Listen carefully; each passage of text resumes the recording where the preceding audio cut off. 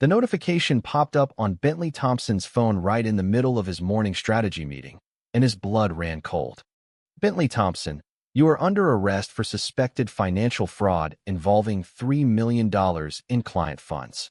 The two uniformed officers were already pushing through the glass doors of his Manhattan office tower, cuffs glinting under the fluorescent lights, and the signature at the bottom of the warrant belonged to the one person Bentley had trusted with his entire heart, Silas Reed, the firm's senior accountant and the man he had secretly loved for 2 years. Bentley stood frozen while the room full of suited executives stared. "This is a mistake," he said, voice steady even as panic clawed up his throat. The officers didn't care. They read him his rights, snapped the cold metal around his wrists, and marched him past the reception desk where his assistant looked like she might faint. Outside, the October wind off the Hudson whipped his tie across his face as cameras flashed from a waiting news van. Bentley kept his chin high, but inside he was screaming. How had his life, carefully built, perfectly hidden, collapsed in 30 seconds? The squad car smelled of stale coffee and desperation. Bentley stared at the back of the driver's head and replayed the last 24 hours. Last night Silas had cooked pasta in his Brooklyn walk-up, laughing softly while Bentley complained about quarterly reports. They had kissed goodnight at the door like always, quick, careful, never in public.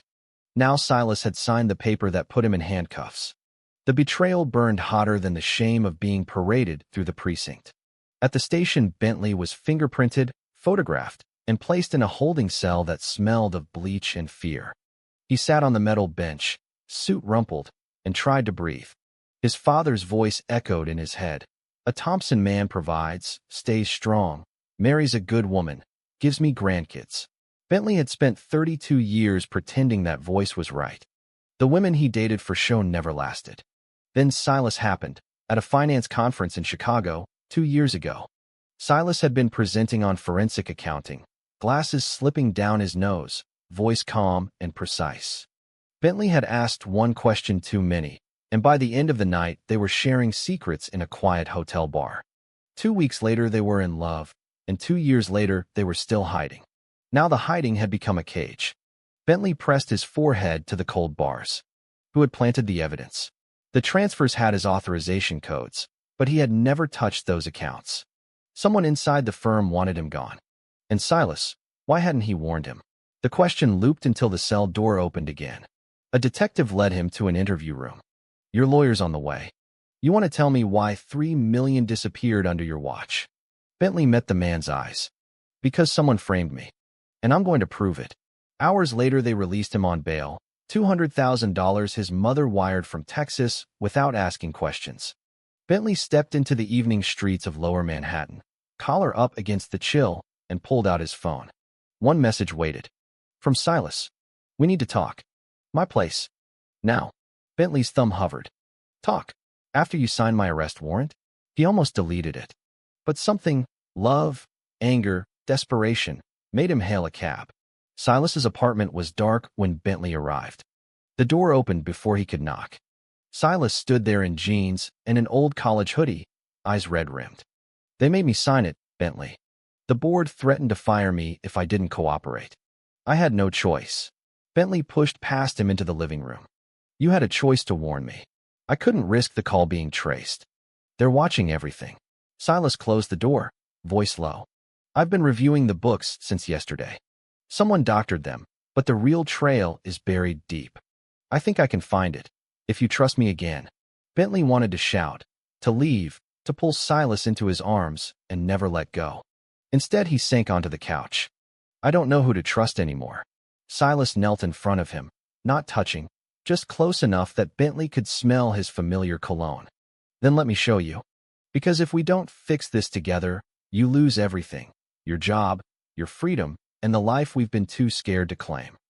Bentley looked at the man he loved and felt the first crack in the wall he had built around his heart. The fight had just begun. The next morning, Bentley woke on Silas's couch with a stiff neck and a clearer head. Sunlight slanted through the blinds, painting stripes across the coffee table where Silas had spread out printed ledgers. Coffee was already brewing. Silas emerged from the kitchen carrying 2 mugs, hair still damp from the shower. You slept like the dead, he said quietly. Figured you needed it. Bentley accepted the mug, fingers brushing Silas's. The touch lingered a second too long. I need answers more. They sat side by side, while Silas walked him through the numbers. Look here, the transfers were routed through a shell company registered in Delaware. The signature on the authorization is yours, but the IP address that created the account traces back to a computer in the executive lounge. Only 3 people have access. You, me, and Derek Lang. Bentley's stomach dropped. Derek, his father's old partner, the man who had mentored him since college. The same man who had joked at last year's Christmas party that Bentley needed to settle down with a nice girl before the board starts asking questions. He wouldn't, Bentley whispered, but even as he said it, the pieces clicked. Derek had been pushing for a merger that Bentley blocked. $3 million would sweeten the deal nicely if Bentley was out of the picture. Silas nodded. I pulled the server logs last night after the board left. Derek accessed the system at 2:14 a.m., the night the transfers were made. He covered his tracks well, but not perfectly. Bentley stood, pacing. We take this to the DA? Today? We can't. Not yet. Silas's voice was gentle but firm. The board already froze your accounts. If we go public now, Derek will bury the evidence and paint you as the desperate executive trying to shift blame. We need ironclad proof. Every transaction, every email, every login timestamp. Bentley stopped pacing. Then what do we do? Silas met his eyes. We keep pretending you're the villain. I stay on the inside, keep digging. You hire the best defense attorney money can buy and act like you're fighting for your life. Meanwhile, I rebuild the paper trail. The plan was risky, lonely, and brilliant. Bentley hated every part of it. And us. Silas looked away. We stay hidden. One slip and they'll say I helped you steal the money. They'll destroy us both. The words hung between them like smoke. Bentley wanted to argue, to demand they face the world together. Instead, he nodded. Okay. But when this is over, Silas, no more hiding. Silas's smile was small and sad. When this is over.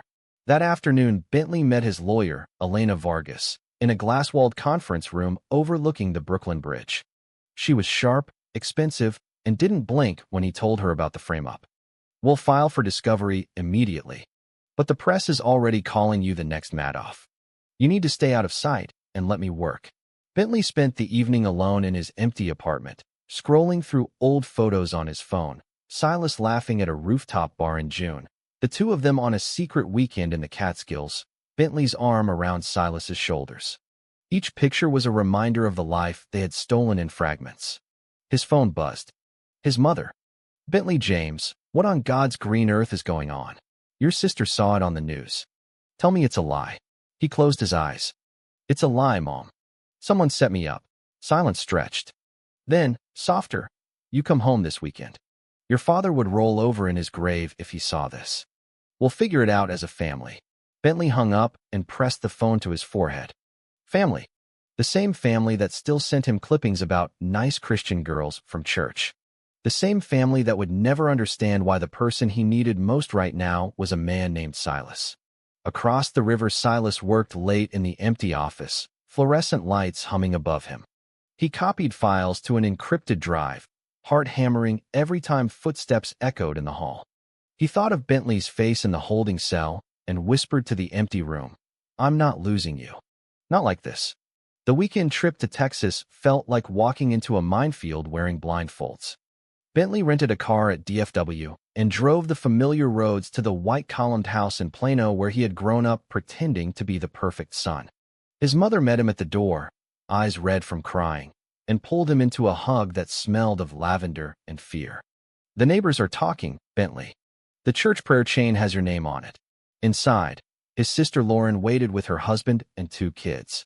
The dinner table was set with the good china, but the conversation was anything but fine. How could you be so careless? His mother asked, voice trembling. Your father built that firm from nothing. Bentley pushed food around his plate. I didn't do it, Mom. Someone framed me. Lauren leaned forward. Then why does the news say the evidence points straight at you? He couldn't tell them about Silas. He couldn't say the only person keeping him sane was the man he loved in secret. So he lied by omission and hated himself for it. That night he lay in his childhood bed staring at the same ceiling fan that had spun above him when he was 16 and first realized the captain of the football team made his stomach flip. He texted Silas, "Miss you. Stay safe." The reply came instantly, "Miss you more. Found something big today. Call when you can." Bentley slipped outside to the back porch and dialed. Silas answered on the first ring. "Derek's been moving money through the same shell for 18 months. But here's the kicker. He used your old college email address to register it. Someone had to have access to your passwords." Bentley's blood chilled. "Only one person besides me knew that password." "Who?" "Marcus. My college roommate. He crashed with me last summer when he was between jobs. I let him use my laptop." Silas exhaled. "Marcus works for Derek now?" "I checked the payroll." The betrayal hit like a freight train. Marcus, straight, loud, the guy who had covered for Bentley when he snuck out to meet guys in college. The guy who had toasted to the straight life at Bentley's 30th birthday. He had sold him out for a paycheck. "I'm coming back tomorrow," Bentley said. "We confront him together." "No. Stay in Texas. If you come back now, they'll think you're running scared. I'll handle Marcus quietly." Silas's voice softened. "Just be careful with your family. Don't let them push you into corners you can't get out of." Bentley hung up and stared at the dark yard. His mother stepped onto the porch, wrapping a shawl around her shoulders. "You're different lately. Quieter. Is there someone?" The question hung in the humid night air. Bentley almost said it. Almost told her about Silas, about love that didn't fit the picture she had painted for him since birth. Instead, he kissed her forehead. "There's someone. When the time is right, you'll meet him." Her eyes widened, but she didn't press. "Just come home safe, baby. That's all I want." Back in New York on Monday, Silas waited outside Bentley's building with a cardboard box. "I quit the firm this morning," he said simply. "Couldn't keep pretending I was on their side. But I took copies of everything." Bentley pulled him inside before neighbors could see. Once the door closed, Silas dropped the box and wrapped his arms around him. They stood like that for a long minute, breathing each other in. No kisses, just the solid weight of someone who chose him. "I found the original ledger files," Silas whispered against his shoulder. "Derek altered them, but the timestamps don't match. We have him." Relief flooded Bentley, so hard his knees shook. "Then let's end this." They spent the night building the case file. Every receipt, every email, every discrepancy highlighted in yellow. Silas's handwriting was neat and precise, the same handwriting that once left love notes on Bentley's pillow. Watching him work, Bentley felt something shift inside his chest. This was the man he wanted to build a life with, openly, proudly. No more shadows. The preliminary hearing was set for Friday. Bentley stood in front of the mirror in a charcoal suit Silas had picked out, adjusting his tie for the 10th time. "You look like the innocent man you are," Silas said from the doorway, arms crossed. "Elena says the judge is fair. We just need to survive today." They drove to the courthouse in separate cars, still hiding, still careful. Inside the marble halls, Bentley felt every eye on him. Derek sat on the prosecution side, face blank. Marcus was nowhere to be seen. Elena presented the new evidence in a calm, devastating stream. The altered timestamps, the IP addresses, the paper trail that led straight to Derek's personal server. The judge listened, eyebrows rising. When Elena finished, the courtroom was silent. "Mr. Lang," the judge said, "you have some explaining to do." Derek's face went gray. Before he could speak, Marcus burst through the back doors, handcuffed by 2 federal agents. "He made me do it," Marcus shouted. "Derek promised me a partnership if I helped frame Bentley." Chaos erupted. Reporters surged forward. Bentley stood motionless as the judge ordered Derek into custody. The nightmare was cracking open. Outside on the courthouse steps, Silas waited under the afternoon sun. Bentley walked straight to him, ignoring the cameras. "It's over," he said. "They dropped all charges against me." Silas's eyes shone. "You did it. We did it." Bentley took Silas's hand right there in front of the world. The touch felt like coming up for air after years underwater.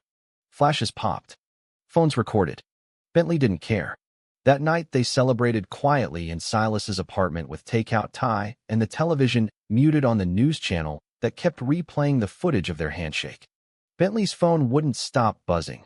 Messages from colleagues apologizing, from his mother asking if the man on the news was the someone he had mentioned. He typed back, "Yes, Mom. His name is Silas. I love him." The reply came after a long pause. "Bring him home for Thanksgiving. We'll figure the rest out together." Bentley showed Silas the message. Silas read it twice, then pulled Bentley into a hug that lasted until the food got cold. But the victory felt fragile. Bentley still had to face the board, the clients, the whispers that would follow him for years. And Silas had walked away from a career he loved. The cost of transparency was high. The weeks that followed were a whirlwind of press conferences, board meetings, and quiet nights where Bentley and Silas finally talked about the future without whispering. Bentley reinstated as CEO with full apologies and back pay. Silas accepted a position as independent forensic auditor, his reputation now golden after the case. Yet the real battle was internal. Bentley's family flew up for a weekend. His mother hugged Silas awkwardly at first, then tighter when she saw how Bentley looked at him. Lauren asked careful questions about their life together. The kids called Silas Uncle C by Sunday. Small steps, but steps forward. One evening, Bentley stood on the rooftop of their new shared apartment watching the city lights. Silas joined him, sliding an arm around his waist. "You okay?" Bentley nodded. "I keep thinking about the version of me who would have let Derek win just to keep the secret. I almost lost everything because I was afraid." Silas rested his head on Bentley's shoulder. "We both were. But we chose each other when it mattered most. That's what counts." They stayed like that until the wind grew cold. Two men who had walked through fire and emerged still holding hands. 6 months later, Bentley stood at the podium in a packed ballroom accepting an award for corporate ethics, the same industry that had nearly destroyed him. Silas sat in the front row, smiling the quiet, proud smile that still made Bentley's heart skip. After the applause, Bentley stepped down and pulled Silas into the hallway. "I have something for you." He took a small velvet box from his pocket. Inside was a simple platinum band. "No more hiding. No more secrets. Marry me, Silas." Tears welled in Silas's eyes. "Yes. 1,000 times yes." They kissed right there under the chandeliers, unafraid. Cameras flashed again, but this time the headlines read, "Love wins. Fraud victim finds his happy ending." Later that night, lying in bed with Silas's head on his chest, Bentley thought about the journey, the accusation, the betrayal, the long nights of doubt, the moment he chose truth over fear. He had lost friends, faced family disappointment, and almost lost his freedom. But he had gained himself. True or false? Hiding who you truly love is ever worth the price of your own peace?